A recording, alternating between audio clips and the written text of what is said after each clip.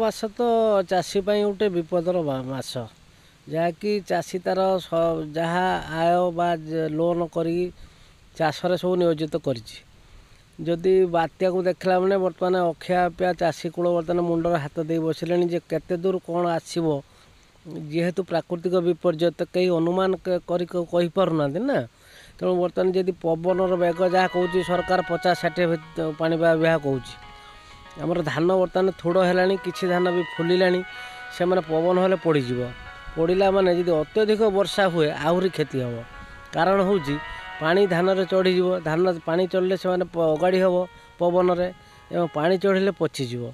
ତେଣୁ ଆମେ ଯେଉଁଠୁ ଲୋନ୍ କରିକି ସୋସାଇଟିରୁ ହେଉ ଯେଉଁ ବ୍ୟାଙ୍କରୁ ହେଉ ଲୋନ୍ ଆଣିଛୁ, ଯଦି ଆମ ଚାଷୀ କୂଳ ଜୁଡ଼ିଯାଏ ଆମ ପରିବାର ଭାସିଯିବେ। ତେଣୁ ଚାଷୀ ଅଟୋମେଟିକ୍ ବାଧ୍ୟ ହେବ ଆତ୍ମହତ୍ୟା କରିବା ପାଇଁ କି ନିହାତି ଭାବରେ କେଉଁଠି ଦାଦନ ଖଟିବାକୁ ଯିବ। ଆଉ ବିକଳ୍ପ କିଛି ନାହିଁ ନା। ଚାଷୀ କୂଳର ଭରସା ହେଉଛି ଧାନ। ସିଏ ଯଦି ଆମେ ସୁରୁଖୁରୁରେ ଖଣ୍ଡେ ଅମଳ ନ କରିପାରୁ ତାହେଲେ ଏଇଟା ସରକାର ପାଖରେ ଆମେ ଦାବି କରୁଛୁ। ଯଦି ଆଗାମୀ ଦିନ ଆମେ ଠାକୁରଙ୍କୁ ଡାକୁଛୁ ଯେମିତି ବାତ୍ୟାଟା ଦୂରେଇ ଯାଉ। ଆଉ ଯଦି ବାତ୍ୟା ହୁଏ ଚାଷୀ କୂଳ ସମ୍ପୂର୍ଣ୍ଣ ଭାବରେ ଧ୍ୱଂସ ବିଧ୍ୱଂସ ହେବ, ଏଥିରେ ତିଳେମାତ୍ର ସନ୍ଦେହ ନାହିଁ। ଚାଷୀର ଏଇଆ ହେଉଛି ମେନ୍ କଥା, ବାଡ଼େଇକି ଧାନ ଗୁଡ଼ାକ ବାହାର କରି ପକାଇବ, ଧାନ ଗୁଡ଼ା ସବୁ ପଡ଼ିଯିବ, ଯାହାଫଳରେ ଅଗାଡ଼ି ହୋଇଯିବ, ଚାଷୀର ସମ୍ପୂର୍ଣ୍ଣ ନଷ୍ଟ ହୋଇଯିବ। ଯାହାଫଳରେ ଚାଷୀ ପ୍ରାଇଭେଟ୍ ସଂସ୍ଥା ଠାରୁ ଆରମ୍ଭ କରି ବ୍ୟାଙ୍କ ସେବା ସମବାୟ ସମିତି ସମସ୍ତ ଯାହାର ଋଣ କରି ଚାଷୀ ଦେଖିଲା ବେଳକୁ ଆଉ ଚାଷ କରିବ ନାହିଁ ବୋଲିକି ନିଷ୍ପତ୍ତି ନେବ। କାରଣ ଯଦି ବାରମ୍ବାର କ୍ଷୟକ୍ଷତି ପ୍ରାକୃତିକ ବିପର୍ଯ୍ୟୟ ହୁଏ ଚାଷୀ ଆଉ ଚାଷ କରିବନି। ନିଜେ ବଞ୍ଚିବା ତ କଷ୍ଟକର ନା। ଯେଉଁ ଋଣ ଆଣିଛି ଋଣ ଫଳରେ ଆତ୍ମହତ୍ୟା ବି ଚାଷୀ କରିବେ। ଭୟଭୀତ ତ ଅଛି ପୁରା ମାତ୍ରାରେ। କାରଣ ଚାଷ ଯଦି ନଷ୍ଟ ହୋଇଯାଏ ଚାଷୀର ଆମମାନଙ୍କର 90% ଲୋକ ଚାଷ ଉପରେ ଆମେ ନିର୍ଭରଶୀଳ କରୁ। ବର୍ଷକର ଯେତେ ଦାନା କରିଥାଉ ଚାଷ ପାଇଁ କରିଥାଉ, ସେଇ ଦାନା ଗୁଡ଼ାକ ଚାଷରୁ କିଛି ଉତ୍ପନ୍ନ ହେଲେ ଆମେ ତାକୁ ପରିଶୋଧ କରୁ। କିନ୍ତୁ ବର୍ତ୍ତମାନ ସୁଦ୍ଧା ପରିବାର ଚଳାଇବା କଷ୍ଟକର ହୋଇଯିବ, ତ ଋଣ ସୁଝିବା ତ ଦୂରର କଥା ଅଛି।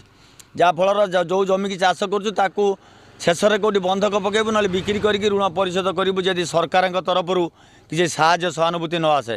ଆମେ ଚାହୁଁଛୁ ସରକାର ସମ୍ପୂର୍ଣ୍ଣ ଆମର କୃଷି ଋଣ ବ୍ୟାଙ୍କ ବା ସେବା ସମବାୟ ସମିତିର ସମ୍ପୂର୍ଣ୍ଣ ଛାଡ଼ କରାଯାଉ ଏବଂ ଚାଷୀକି ଆଗାମୀ ଦିନରେ କିଛି ପ୍ରୋତ୍ସାହନ ଦିଆଯାଉ, ଯେଉଁ ଫଳରେ ଚାଷୀ ମେରୁଦଣ୍ଡ ଭାଙ୍ଗିବ ନାହିଁ, ଚାଷୀ ସୁଦୃଢ଼ ହୋଇ ରହିବ। ଲଘୁଚାପ ବର୍ଷାରେ ଚାଷୀ କୂଳ ଟିକେ ଆଶ୍ୱସ୍ତି ହେବା ସ୍ଥଳେ ବର୍ତ୍ତମାନ ଆମେ ଶୁଣୁଛୁ ଯେଉଁ ପ୍ରଚାର ହେଉଛି ଆମର ଯେଉଁ ବାତ୍ୟା ଆସୁଛି, ବାତ୍ୟା ଫଳରେ ଆପଣ ଦେଖୁଥିବେ ବର୍ତ୍ତମାନ ଧାନ ତା ପେଟରେ ଅଛି।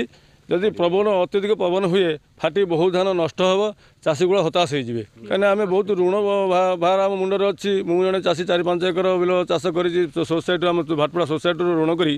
ଯଦି ଲଘୁଚାପ ଜନିତ ବର୍ଷା ଏବଂ ପବନ ହୁଏ, ଯଦି ଧାନ ଫାଟି ନଷ୍ଟ ହୋଇଯାଏ, ମୁଁ ଋଣ କେଉଁଠି ପରିଶୋଧ କରିବି? ଏଇଟା ହେଉଛି ମୁଣ୍ଡ ବିଥାର କାରଣ।